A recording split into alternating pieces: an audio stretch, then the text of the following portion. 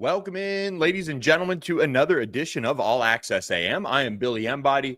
Happy Thursday, everybody. We aren't on the eve of ACC football for Week 11 as the league hasn't had a Friday night game this weekend to talk about. Kind of a shift for us on this week's edition as we get into All Access AM.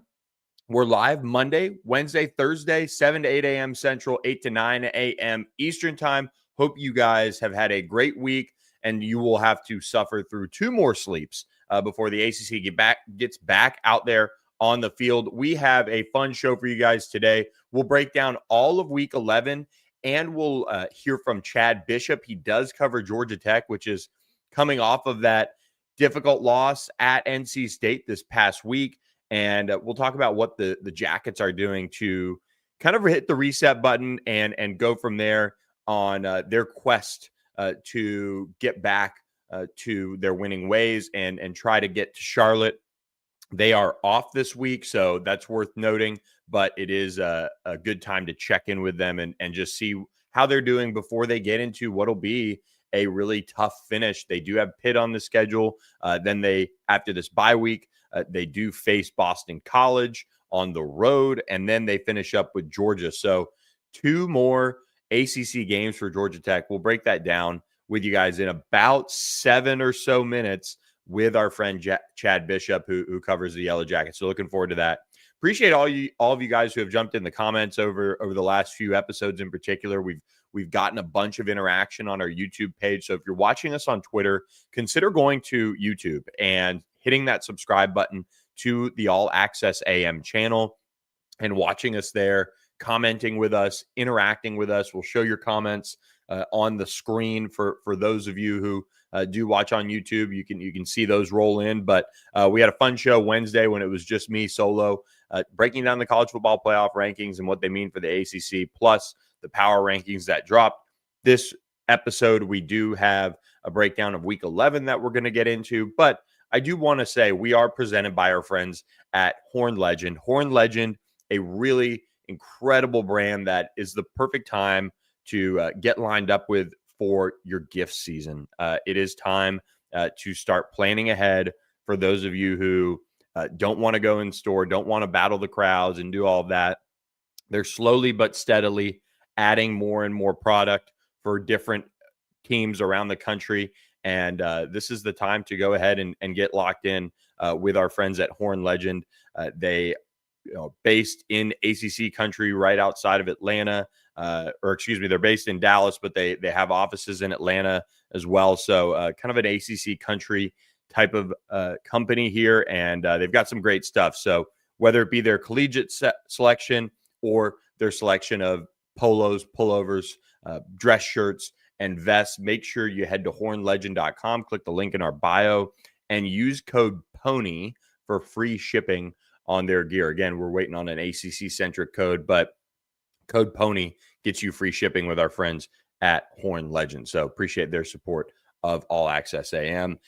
We get into Week 11, and let's run down the slate here really quickly, start to finish on your Saturday. 11 a.m., the lone ACC game, SMU at Boston College on the ACC Network.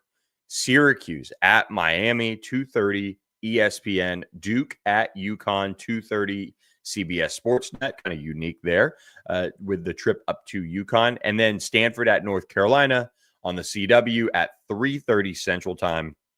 And then the 6 o'clock slate loaded with ACC games. If you had the option to do YouTube TV, I guess you could do a quad box of ACC games with one leftover spot. But Wake Forest at Virginia at 6, Cal at Louisville at 6.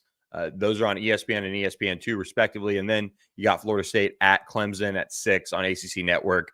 Crazy. Who would have thought that would have been an ACC network game for Clemson and Florida State going into the year? But that is exactly where we're at going into this weekend, with both teams very much out of the conference championship race picture. So it is going to be a lot of kind of, I think, holding your breath around if we see more chaos this weekend. I thought we were going to see more chaos last week on the flip side of that Georgia Tech Virginia world where both teams were unbeaten in ACC play, but instead it's Georgia Tech that goes down, not Virginia. I thought Virginia going out to the West Coast would have that loss. I can pick bottom feeders, apparently, really have that ability to make that happen. North Carolina beating Syracuse, Florida State beating Wake Forest, had no problem picking those games and had SMU covering against Miami, but which isn't a bottom feeder, but it was an upset, double-digit upset at the opening line. But when you look at this ACC slate this weekend, the league really needs Virginia to win. They need Louisville to win. And Miami, obviously, getting back on track would be good for the ACC. You don't want to let your season completely fall apart. And this week in Coral Gables, I'm sure, was a pretty brutal week from the perspective of all the kind of, I don't want to say infighting, but infighting that we've seen from Miami so far coming off of that SMU game. And you even go back to that Louisville game, and Carson Beck was talking about how the receiver ran a wrong route on the interception. And then you get to the Miami SMU game, and he's talking about just running the plays he's told to run and doing this and doing that. Just very sour grapesy of him with the way he's kind of handled some of those things. So I'm interested to see how Miami bounces back. If they can avoid letting this SMU loss beat them twice, that'll be very important for them, obviously, to stay on track and at least, their top 20 in the country, at least give them a chance to maybe sneak in if they can get a lot of help. But they will need a lot of help. They'll need SMU to obviously lose to Louisville. They'll need SMU to drop this game against BC or fall to Cal on the road in the final week of the regular season. So it is a heavy ask for Miami to be in the ACC championship, but this team's too talented for them not to finish as a 10-win team at the same time, and that's the thing that Miami has to kind of get past with Mario Cristobal. Is it would be a nice sign of the times to maybe come, because you do see the talent level of that Miami team be very elite every year under Mario Cristobal now. And if they can finish November strong and finish with wins the rest of the way, that would be a positive sign. They can kind of ride that into bowl season. They play Syracuse at home. They play NC State at home. And then they go at Virginia Tech and at Pitt. So some really tough travel to end the year for Miami, but they need to bounce back. And you're on ESPN playing against Syracuse, which you can't do anything.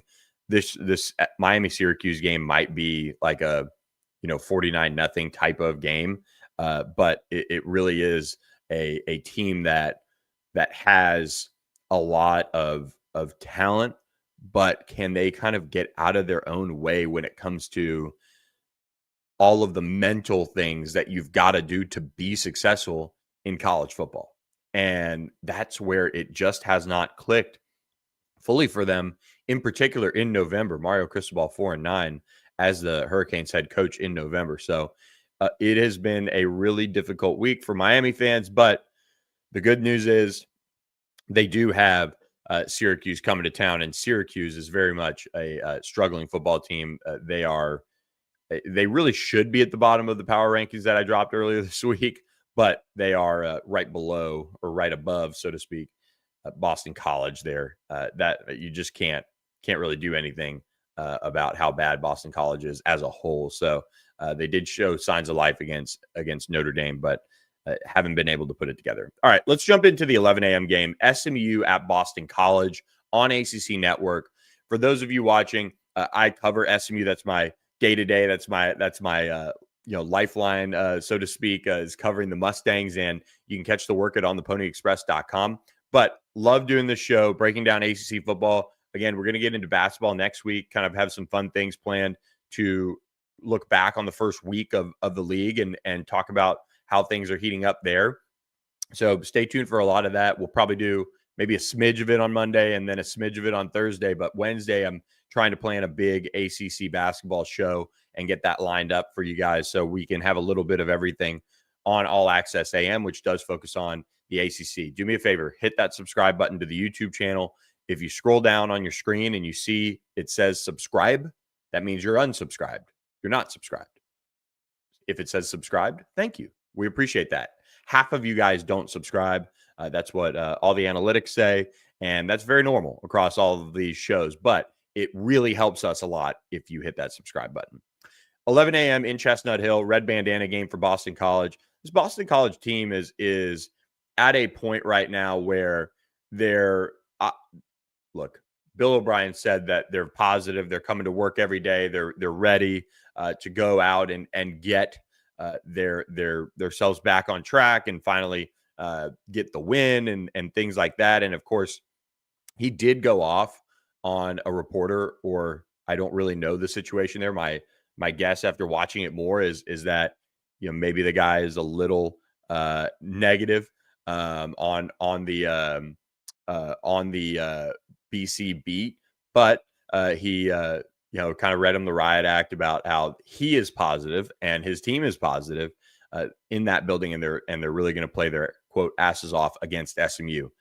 Fully expect that the way we saw BC play against Notre Dame last week in a 25-10 loss to the Irish. And I agree, not an excuse to rip into him like Hayden Howerton said. The head coach has to project that leadership mentality and that leadership that you'd expect from the leader of this team. And Bill O'Brien I think he struggles with that as a whole. He's not somebody to hold back.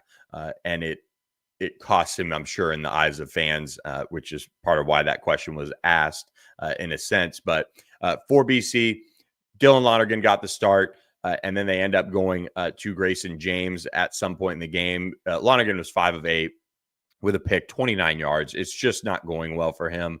I thought if he focused fully on football, would have a chance to be a successful quarterback. It just seems like he's going to have to maybe go somewhere else at some point to see some success, maybe at a lower level. But it just hasn't gone the way Bill O'Brien and company have planned for him, being brought in as, I'm sure, a kind of high value transfer quarterback. And it's going to be TBD as far as if it's Dylan Lonergan or Grayson James that will go out there at quarterback. It's really not a position right now for BC that has been any good on any level. So you don't necessarily make this decision as far as, who earns it, because right now neither one's getting it done in the game. Even if they're getting it done on any level in practice, you do it with the matchup in mind. I think Dylan Lonergan can kind of move around just a little bit more, kind of that baseball background. But Grayson James at the same time had a really nice day against SMU last year in Dallas, the Dallas kid going up against his hometown team. I expect him to, I don't have any inner workings of the BC program, I'll be honest with you, but I do think Grayson James gives them the best chance to win because he's at least gone against a Scott Simons defense before. And that Scott Simons defense has stepped up the last couple of weeks. Really, ACC play, they've been very much getting better as far as their overall results and points allowed and things like that. Held Miami to 20 points last week, and they held Wake Forest to 13 a week prior. Obviously, Wake Forest is kind of an anomaly on the SMU schedule and side of things, but they did play as well as they did, and they did slow down DeMond Claiborne. BC is going to try to be physical. They're going to try to do all of those things. When you look at this BC offense, they just have really hurt themselves, and they haven't been able to capitalize. So we'll see how we'll see how they go in this one against SMU. I think we're going to see SMU hold them to a very low number as far as the yardage goes and the points allowed in this one. The line for this one, according to our friends at BetMGM, sitting at 10.5, and the total is at 55.5 points. Very interesting point total there just for me, kind of watching that one and knowing that it's going to be a little chilly up there in Boston College. Maybe that impacts the ability for these guys to catch and carry the football. But the BC offense at the same time hasn't really had a run game at all. So SMU's defense should be able to kind of feast here. And the offense is coming off of a historic passing day for Kevin Jennings, a career high for him. He got honored by a couple of the major awards, the Unitas Awards. I think gave him some kudos, but he had 365 yards passing and had a few more on the ground. Touchdown on the ground. Had a passing touchdown to Ymir Knight, who's really starting to kind of come on a little bit, and he's one of the best in terms of the ACC. So this is a good opportunity for him to showcase that he will keep his game elevated at a very high level, even when the opponent might not be the best. And SMU at times has kind of struggled with that. They've had some lapses in overall play, not only the Wake Forest game offensively, but you look at the Stanford and Syracuse game. There were moments where that defense kind of fell asleep at times. There were moments the offense kind of went dry. And that's really kind of important to know that going into this game, SMU is not a finished product. They're not a team that has really hit on all of their potential that they have all at once. And then of course, they've got to be really careful with special teams this week. It's kind of been an up and down adventure for the Mustangs. If Sam Keltner, their kicker, can give them some really high quality field goals, that would go a long way, because whenever it's cold, whenever it's this little bit of rain in the area ahead of this one, you're going to need to take points when you can get them. And especially if you're SMU on the road, be able to just do that. And even if it's settling, even if it's not what you necessarily want, you want to be scoring touchdowns and all those things. But to get some points on the board and just slowly build. I could see this being a game where, said this kind of on another podcast, where SMU kind of is in complete control at half, like a 19 or 20 to 3-6 type of lead, and it's not really in doubt. But then they kind of burn the rest of the game and just kind of finish BC off. I don't think it ends up being some 40-6 type of stuff, or 42-6, 42-7 like Miami did to Stanford, but you can or like Florida State did to Wake Forest. But SMU just hasn't shown that ability to really take an inferior opponent this year and completely just wreck them. Now the defense the last 2 weeks is that kind of wild card where they could end up taking that step up that they need to and make it happen, and put them in position to hold this BC offense, which hasn't been very good to begin with, hold them down, make sure that they don't really get much of anything, and ride that to a win. That's the formula. Rhett Lashley this week made a really good point. BC tries to grind you down. The drive charts for these games with BC are not these 13, 14, 15 drive type of games where you're getting the ball back and forth, back and forth, back and forth. It's a really interesting, group of styles here that really go against each other.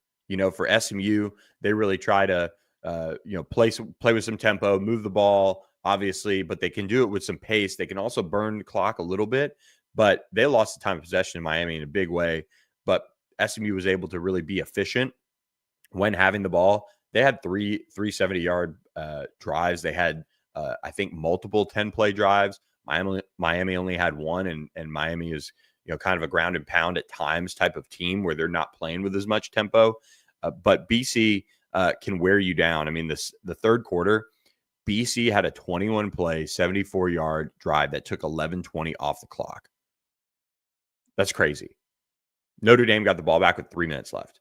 SMU has to avoid things like that, because I think what happened in this game is, when I watch it back, BC stayed in the game, so they kind of had some confidence going in the half that they're right there. They're within a touchdown. It's 12-7, and then they're able to go out and battle back and try to make this thing close. But they just couldn't. They couldn't get over that hump. They were obviously down there, close to scoring a touchdown, and then the interception happens, and they just weren't able to make it happen for this BC upset bid against Notre Dame. So BC is going to try to control the clock. If they don't, and SMU can kind of thwart this BC offense that hasn't done much of anything, we could very well see them start to kind of get in the tank and not necessarily see what they want to see, and really, with the quarterback issues that they've had, not necessarily have much confidence in this one. So with that, we're going to take a break from previewing Week 11 to talk with our friend Chad Bishop, who is giving us a little video here too as he sits outside of practice ahead of this Thursday practice for Georgia Tech. We appreciate Chad Bishop now joining us on the show. Chad, welcome. I know you're in the car and you're rocking with us this morning. Thanks for the time, buddy. Yeah, I whipped into a frat house here, so if I get towed during this conversation, it's on you. Yeah.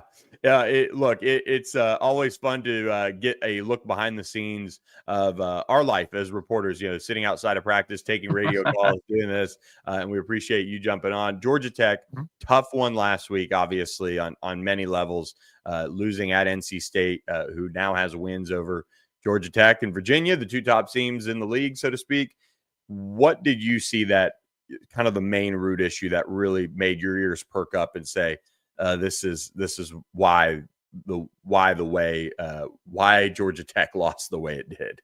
Well, to put it in simplest terms, the dam broke, right? For those who have watched Georgia Tech all season, they have been a bend don't break defense. Look at the Wake Forest game, you look at the Duke game, even at times against Virginia Tech, they have given up yards. You could throw Clemson and Colorado in there. That Georgia Tech defense has given up a lot of yardage, just not a lot of points.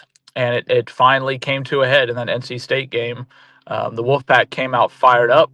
They came out fired on all cylinders. C.J. Bailey was awesome. Jaden Scott in the run game was awesome. And when North Carolina State got to the red zone, they scored touchdowns. And they came in as one of the best red zone teams, not only in the ACC, but in the entire country. And Georgia Tech had been really good defensively in the red zone, but they could not get stops. And then on the flip side, Georgia Tech's offense, they scored 36 points and put up 500 yards, but they settled for a couple field goals and they missed one of those long field goals. And in the end, that really proved to be the difference. So, I think Georgia Tech had kind of been getting away with it a little bit. The 8 games leading up, credit to them for winning games and pulling it out and finding a way. But sometimes you're the bug and sometimes you're the windshield, and Tech was the bug on that night. When you look at the game Haynes King had and just how he was still able to do all the things that he did, man, it's got to be disheartening in a sense for him. What has his reaction been like to the loss, and what has he been saying to kind of rally the troops as they've gotten back at it? Yeah, he'll be as disappointed as anybody else. I mean, the kid, and it's cliche, because he's the coach's son. He values wins more than individual stats, and a lot of football players, a lot of competitive athletes are wired that way, right? But Haynes King is certainly of that mold. So, he could have 600 yards of total offense, but if they lose by a point, it's not going to matter. And if he has 100 yards rushing and 100 yards passing, and they win by 20, that's all he's going to care about. So, what has to be done now? And he said it's time to get back to work, flush it, get away for a bit during this bye week, sort of, reset, refocus, and come back with the understanding that there's so much to work on and so much further for this Georgia Tech team to go. And a lot of his teammates are going to be looking for him to set that example this week in practice and then next week before they go up to Boston to play Boston College. When Brent Key talks, he often kind of seems like he's lost the game. He can kind of be a little grouchy. He can, be how he is. He's a hard-nosed offensive line coach at heart. That's a piece of why Georgia Tech has ascended to where it is. Mm-hmm. What is his tough love been like this week? How has he handled this Georgia Tech team and what was just a brutal loss, as a whole? It's interesting because his public persona, his outward persona certainly can be like that, but I don't really think his mentality will change during this bye week of practice and the next week going into Boston College. He always tries to stay even keel and wants his players to be the same way. Don't get me wrong, I'm sure he's incredibly upset and disappointed that his team lost a football game, but I don't know, man. Sometimes I feel like these coaches are a little bit happier when their team loses than when they win because it allows them to drive home the point. Like, I always felt Nick Saban was eerily happy when his team lost because it could prove his point. Like, I told you guys you weren't any good. And I sort of get that sense around Brett Key sometimes. Like, does he want to lose? No. But when his team does, it's like, I told you guys, I told you we could get beat. You better listen to me now. You better get back to work and do what I'm saying. And he sort of hinted at that, Saturday or Monday when he had a radio interview. Like, now people start to listen to you. After a loss, people listen more. They perk their ears up and say, hey, this is what coach has been saying all along, and we didn't do it and we lost, so we better take care of a business now. So, I don't think he's going to be jumping down throats or, kicking trash cans, but I do think it allows him the narrative to say, hey, I told you guys, we're not as good as we all thought. We got to get back to work. I completely agree with you on the Saban point. I mean, and Yeah. Brent Key, former Saban assistant, to pick that up, I'm sure from him. Those are the moments where you can take what happened and really apply it to your team and say, look, this is what cost us. It's every time you take the field after that. Look at SMU's day against Miami. Wasn't perfect offensively by any means, but what they were able to do was a stark contrast to what they did against Wake Forest. Yeah. The defense for Georgia Tech has kind of been the issue, I would say, at times. They just haven't been able to necessarily piece it all together this year. Is there anything that they can kind of do to kind of fix things? I know that it's a bye week this week. You have Boston College, which offensively has not really challenged anyone this year. Yeah. So it's kind of a long build before you face Pitt, Georgia, which of course we can look ahead. The team can't, but they've got to find a way to get some confidence going into those final two at least. A couple things. I have to get healthy, and I think they will. Jai Gilmore, who was the ACC Defensive Back of the Week after the Duke win, hasn't played since. He's been out. Amari Harvey dislocated his ankle in the Virginia Tech win, but they expect him to be back soon. Savion Riley is a really talented defensive back who played in the opener against Colorado, his former team, and he hasn't played since either with an injury. So they can get those three guys back in the secondary. That's going to be key. Another thing, and I sort of wondered, I think we'll see, as this goes ahead, is I think Georgia Tech is probably time to start maybe playing some of the younger guys a little bit more. They brought in a lot of transfers on the defensive front, guys who have been, okay at times and okay at spurts, but they had a really highly touted recruiting class last year, and a lot of those guys were defensive linemen and defensive players, and it may be time to sort of let the youth movement get their play, especially against the Boston College team that has really struggled offensively. So I think you could see a situation where a lot more bodies start to play. They got to figure out a way to generate a pass rush, which was a problem last year. It's continued to be a problem this year as well. So I think that'll be sort of the emphasis in these next 2 weeks, is mixing things up, different packages. How can they affect the quarterback? And then takeaways. It's been a huge problem this year. They cannot get their hands on the ball. They talked about it all offseason, and it just hasn't come to fruition. So if they can figure those two things out, that'll go a long way to improving this Tech defense.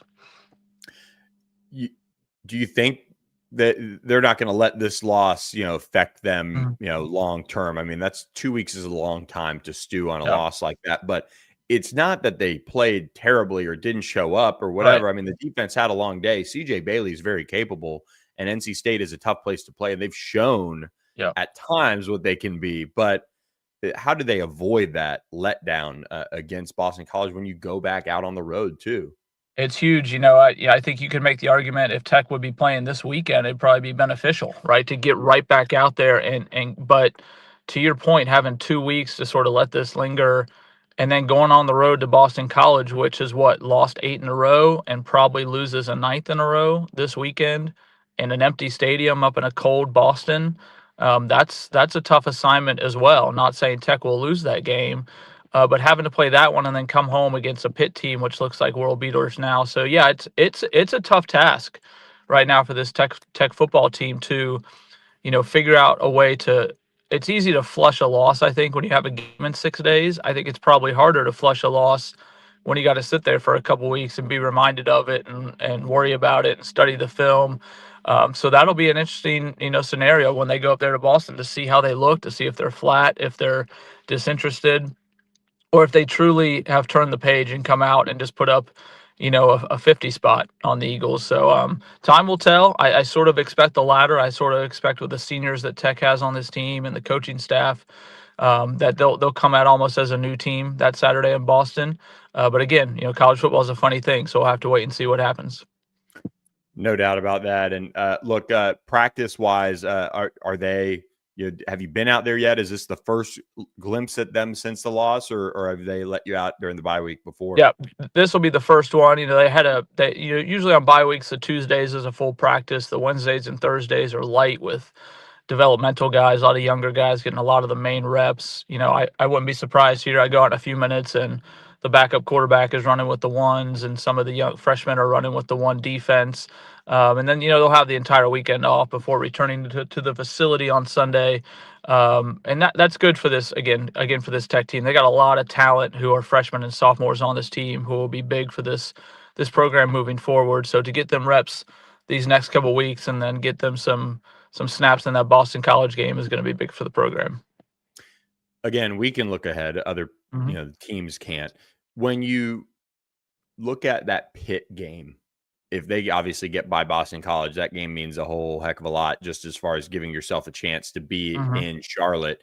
And the tiebreaker scenarios are quite the exercise to go through these days. But Mason Heinschel, what he's been able to do, that Tech defense has got to kind of be on point going into that one. What have you seen from Pitt this year, and just kind of the challenges that they'll eventually present? Making that switch at quarterback, right, has made all the difference for Pitt. And, I was listening to Roddy Jones this morning on Sirius XM sing the praises of Pitt and how they really have the opportunity coming up, right? They play Notre Dame, they play Miami, they play Georgia Tech. They have a clear path moving forward to make a case for themselves to not only get to the ACC title game, but to be a college football playoff team. And so the tables have kind of turned, right? If Georgia Tech comes into that home game 9-1, and you're facing a Pitt team that's also sniffing their opportunity to make a playoff run, that's going to be a huge matchup. And to your point, the fact that Tech's defense was really exposed in that NC State game finally, I'm sure we'll have Pitt sort of licking their chops to go against that secondary. So it'll be a prove-it game, I think, for that Tech defense. Can you step up to a incredibly talented quarterback who can throw it really well? Can you shut down the other team's run? They did that in previous weeks to really make teams one-dimensional, but they didn't do it against NC State. So they got to figure out a way to go back to that, whether they want to try to live and die by making Pitt throw it around the yard, or try to shut Pitt's passing game down and try to let them have a few yards on the ground. It's going to be a pick your poison probably situation for that Tech defense. But they played extremely well at home. They've won 10 in a row at Bobby Dodd Stadium. And I'm sure if they can get past Boston College, the atmosphere for that one is going to be off the charts. I completely agree. And then, of course, you've got Georgia to finish things off. So big opportunities for Georgia Tech. I think they probably don't get enough credit for the season they've had, but they also still have two huge opportunities to prove that. I mean, they could very well be an at-large team in the college football playoff. We'll just have to see how the tiebreakers work out and all of those things. So, Chad, I know you got to get to practice, so we'll let you go. But, man, thanks so much for jumping on with us and making the time. Enjoy the bye week. Do you have any – are you just going to be watching football this weekend? You got any plans, The alma mater, Georgia Southern, plays tonight on a Thursday at Appalachian State, so I'll buckle in for that one. And then, 7-year-old's got a soccer game Saturday morning, and I'll just be kicking back and hanging out and trying not to, waste my battery, recharge. Everybody talks about the players refocusing, and resetting. What about us? We got to recover. We need some downtime too. So I'll come back fresh and ready to bring my A game. I love it. Well, Chad Bishop bringing his A game for the Atlanta Journal-Constitution. Follow him on Twitter at Mr. Chad Bishop. Mr. Chad Bishop, thanks for joining us. Thanks, my friend. See you. All right, there he goes. Chad Bishop off to practice now to go see what the Yellow Jackets are all about going into their bye week. They'll have some time away from the game. Speaking of that time away from the game, look, for fans, you want to have your phone on you. You want to be checking scores and things like that. But why don't you keep your head in the game with a different way to do it with our friends at Sportsmo? Sportsmo is a revolutionary way to support your favorite university. It is basically a way to make micro donations to your school by gamifying kind of how you bet on your team, which really, really cool. All the donations are tax deductible, which is now kind of a really difficult thing to make happen, but you're seeing this app take off, and our friends at Sportsmo are really excited to work with all the schools that they've partnered with, almost 100 now, over 100 schools you can work with this app on. So make sure you download the Sportsmo app, click the link in our description, and find out what all the buzz is about with our friends at Sportsmo. Sportsmo lets you make a more direct impact on the game because it lets you, the fans, fund your favorite college football teams in a straightforward way. In a you win and I'll give way. In a I need you to show me your running game is alive and then I'll donate way. These real-time tax-deductible microfunds lead to impact your team can feel. Every cent you send mixes with every drop of sweat they put in. Form your squad. Boost your friends when a play comes through. A new way to follow the game. And cha-ching, your favorite team. So what do you say, difference makers? Ready to power the play? Sportsmo. Download today. Let's smo. Appreciate our friends at Sportsmo. Again, download the app from the link in our podcast description page, or if you're watching on YouTube, you can catch it in the episode description right below. So we appreciate all of you guys for subscribing to the channel that have done that. Please hit that subscribe button. It helps us out in a huge, huge way. Looking at the rest of this week 11 slate, obviously we had the little interruption, so to speak, having Chad Bishop talk about Georgia Tech, but very important team in this ACC championship race is the Yellow Jackets. There's no question about it. They still have an opportunity to get to Charlotte, and they've got 2 more games left. So they're kind of like, on the verge of at least taking care of the rest of the business that they need to take care of and putting themselves in position to be in Charlotte. So we'll see how things play out. They're on a bye this week. The teams that aren't on a bye, let's run through quickly the rest of the schedule. We've got about 20 minutes to go in the show. We're live Monday, Wednesday, Thursday, 7 to 8 a.m. Central, rolling with you guys on YouTube and Twitter and wherever else you're catching us at. We appreciate you guys. Syracuse at Miami. Talked about this game a little bit in the first part of the show, just from a larger view of Miami and how they need to bounce back. They need to find a way to not let these 2 losses that now are sitting on their resume affect them in this one. Miami's at home. Love the Hurricanes in this one. Obviously, it's a team that is maybe reeling a little bit, so maybe another slow start. But I would expect that slow start to be reflected on the offensive side of the ball, if anything. The spread on this one, according to our friends at BetMGM, 28.5 points, and the total sitting at 45.5. I think this is a carbon copy of the Stanford game, maybe even to the point of where it's close in the first half, and they do kind of have a little bit of that hangover setting in.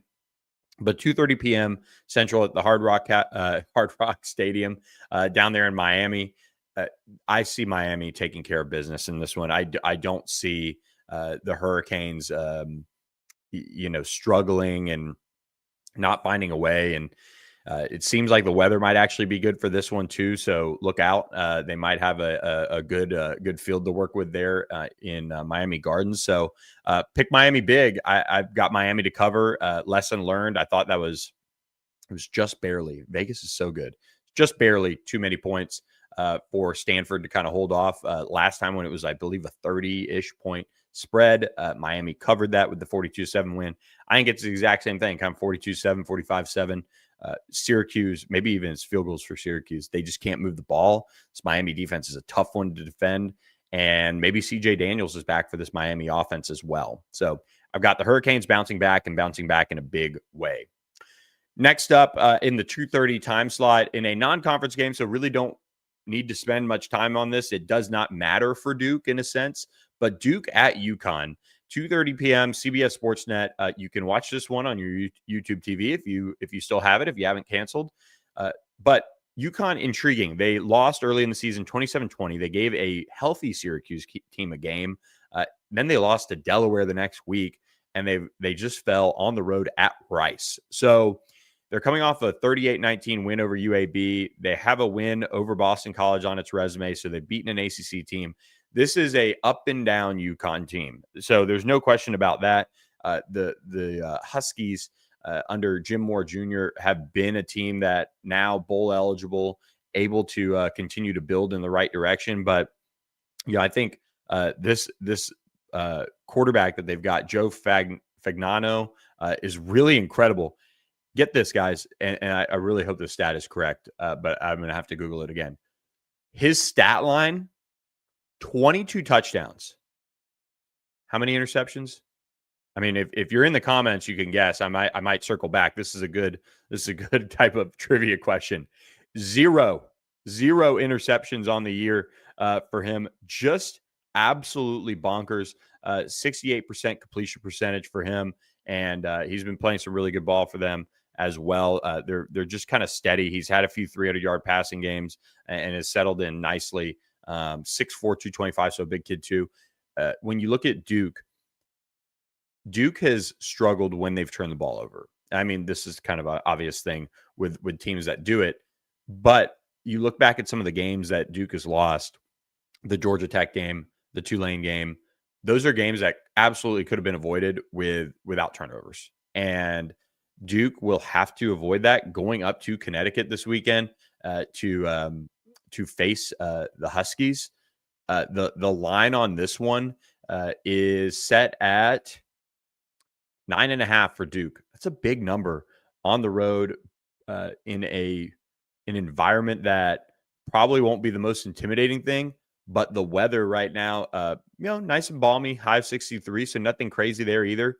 But watch out, Connecticut, UConn's doing a nice job of taking care of the football, and Duke has to be very, very careful there as they take on the Huskies. So non-conference game doesn't really matter in the grand scheme of things.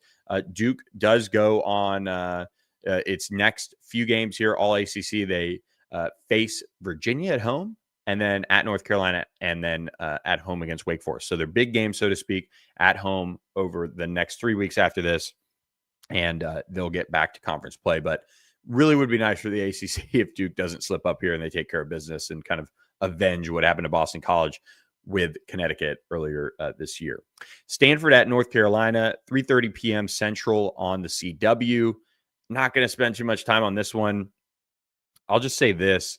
Stanford is a team that if you really watch them, they play the game the right way to at least put themselves in position to have a chance, like even against Miami, 7-7 at the half. That's all you can ask for with a talent disparity like that. North Carolina favored by 7.5 here.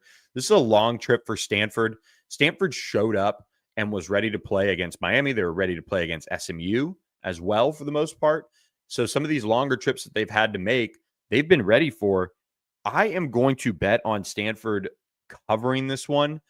I don't know if they'll win. I think North Carolina is kind of starting to piece it together. They're playing some good ball over there in Chapel Hill all of a sudden, at least giving themselves a chance to win. But last week they hosted Pitt. They just couldn't get it done.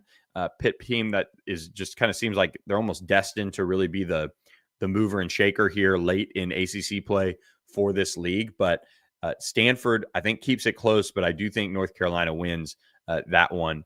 Again, 7.5 is for two teams that, I think for Stanford, who's been able to play competitive ball, and then for North Carolina, which is all they do is play close games outside of kind of breaking free against Syracuse last week.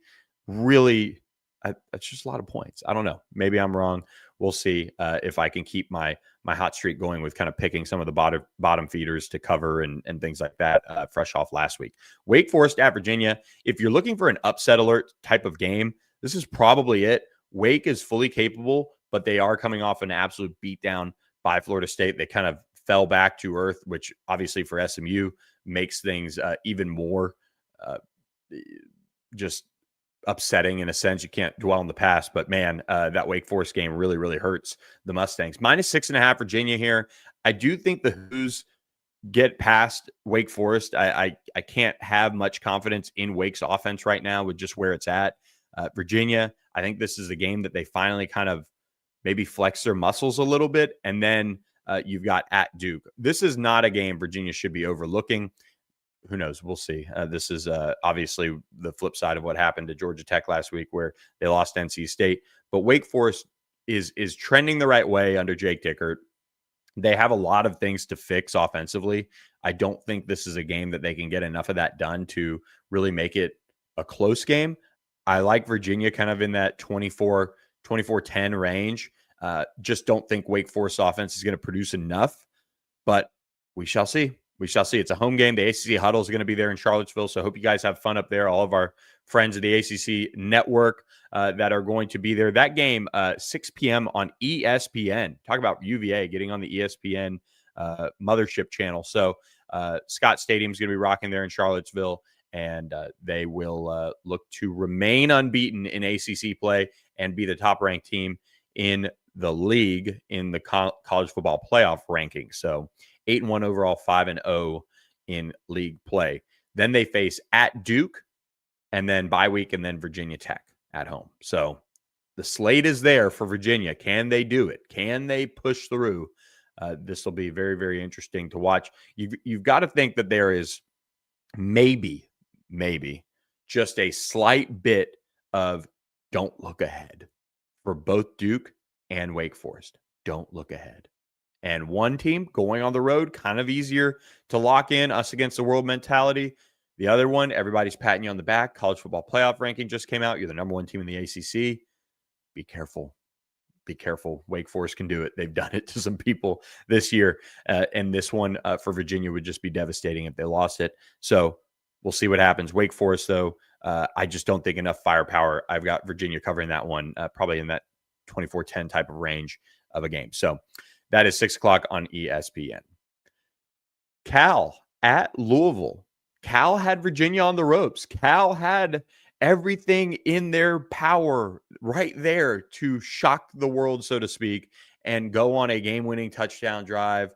And instead, JKS throws an interception, return for a touchdown by Cam Robinson. Just devastating for Cal to see that go the way it did. And for Louisville, they lose Isaac Brown for a while.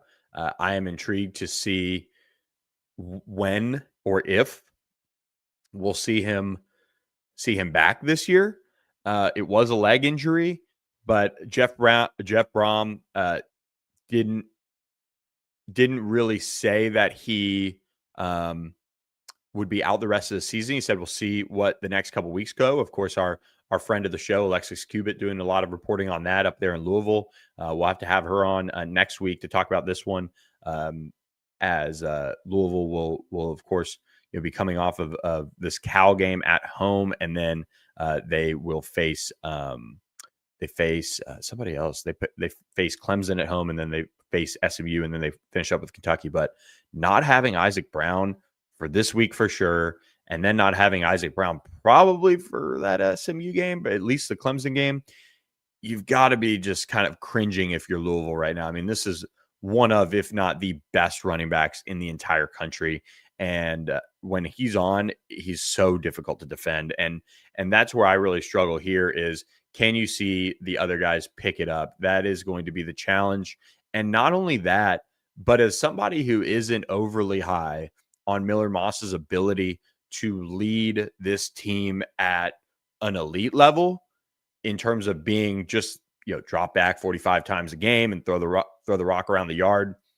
That's where I kind of struggle looking at this game. Here's the line for you. 20.5 points. Louisville, the favorite in this one. The total set at 50.5. I am going to struggle with this one. If I was a betting man, I would not bet on this one with our friends at BetMGM. I would just kind of sit back and let it play out, because I could very well see Cal having a chance to win this one in the end and play it close. It is a difficult place to go. It is a long trip for Cal, but they've been ready to go on some of their trips across the country. Obviously, the BC one is, not as sexy as it was earlier this year when we were still kind of figuring things out. But they've gone on the road and beaten a Minnesota team that beat Nebraska earlier this year. but then they went all the way out to Virginia Tech and played them really, really tough, but obviously still a tough loss for Cal. They're sitting at 5-4. This is a chance to get bowl eligible on the road, ruin somebody's entire season, and I don't think they can do it. I think they can cover if they take care of the football. And Miller Moss has kind of been up and down with that. That's something to watch now that Isaac Brown is not in the picture this week.